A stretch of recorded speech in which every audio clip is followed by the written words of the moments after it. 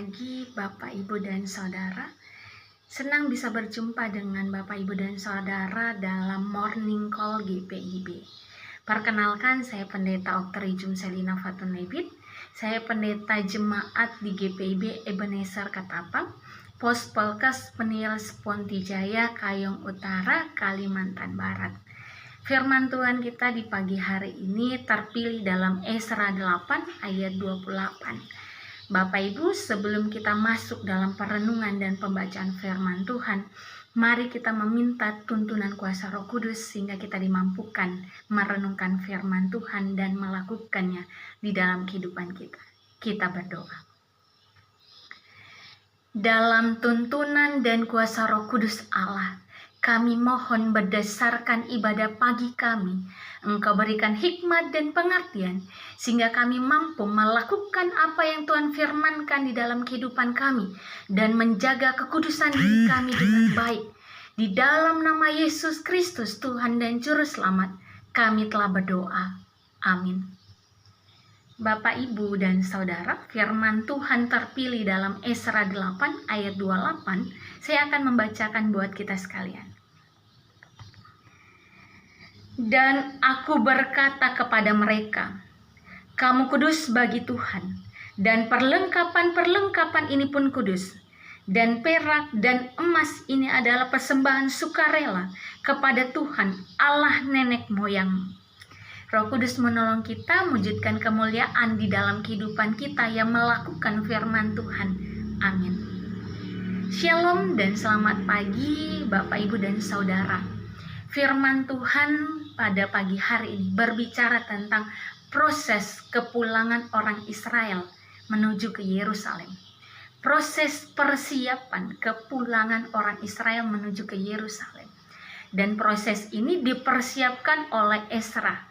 Bukan hanya mempersiapkan orang-orang Yerusalem dalam kesehatan dan mental mereka dalam perjalanan, namun Esra juga turut mempersiapkan persembahan kudus bagi Allah yang akan dibawa menuju ke Yerusalem sebagai persembahan di bait suci Allah.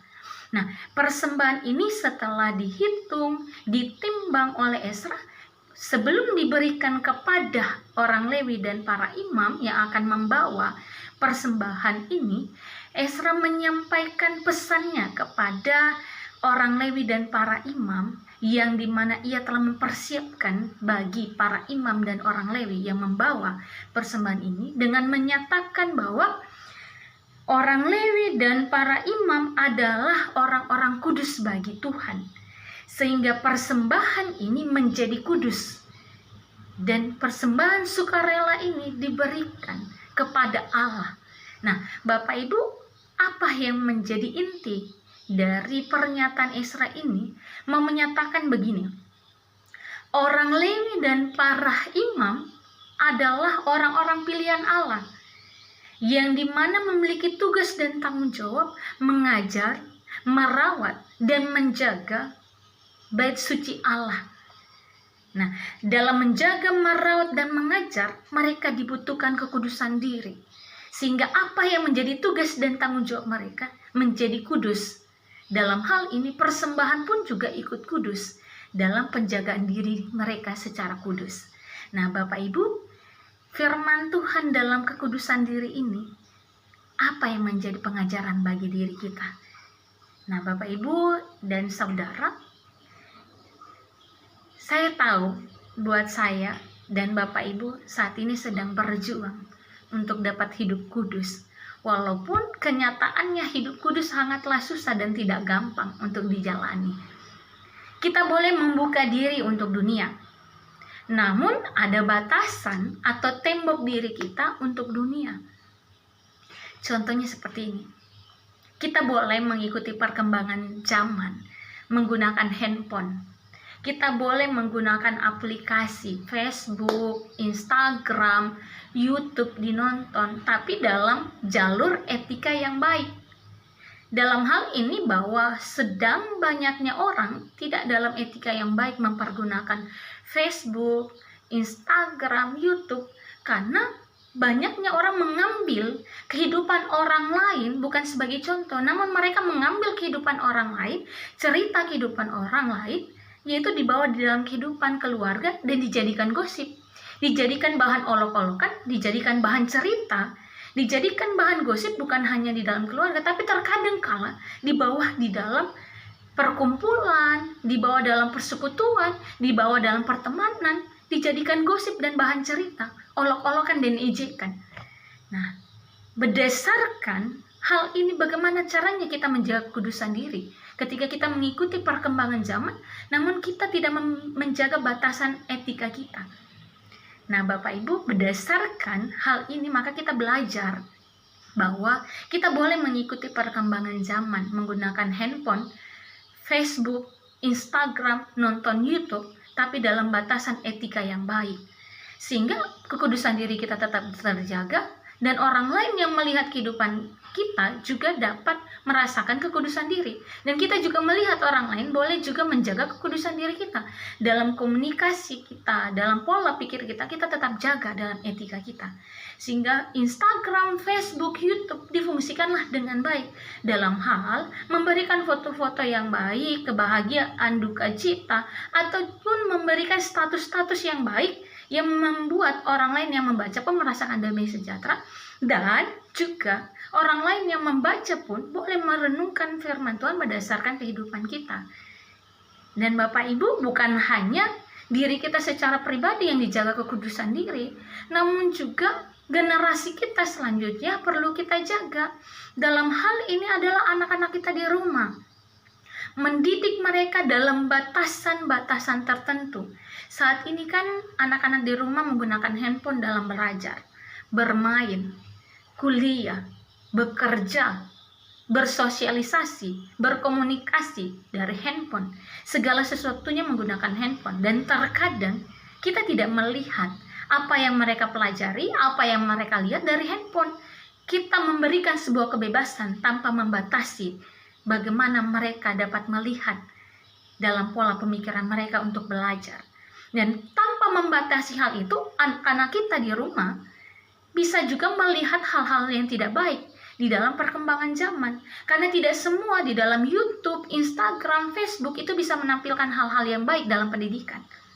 Nah, bagaimana kita sebagai orang tua adalah memiliki fungsi dan tugas dan tanggung jawab adalah mendidik anak-anak kita dengan baik, sehingga mereka boleh dapat menjaga kekudusan diri mereka. Sehingga kekudusan diri itu bukan hanya diri kita, tapi anak-anak kita pun menjaga kekudusan diri mereka. Keluarga kita pun, orang lain di sekeliling kita pun, orang yang baru kita jumpai pun, bahkan juga persekutuan kita boleh menjaga kekudusan diri mereka dengan belajar dari kehidupan kita, dan kita juga belajar dari kehidupan orang lain. Sehingga apapun yang kita lihat dari kehidupan orang lain dan orang lain melihat dalam kehidupan kita, merasakan damai sejahtera Tuhan.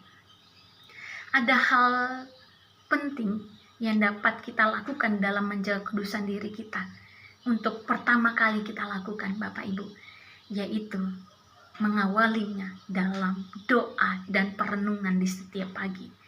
Maka gunakanlah handphone kita untuk nonton morning call dalam tuntunan untuk beribadah, atau secara pribadi kita meminta diri kita untuk menuntun kita dalam peribadaan, berdoa meminta Allah untuk menuntun kehidupan kita dari pagi sampai siang dan sampai malam, sehingga kita boleh menjaga kekudusan diri kita dalam pola pemikiran kita, dan orang lain boleh menjadi berkat di dalam tuntunan kasih Allah.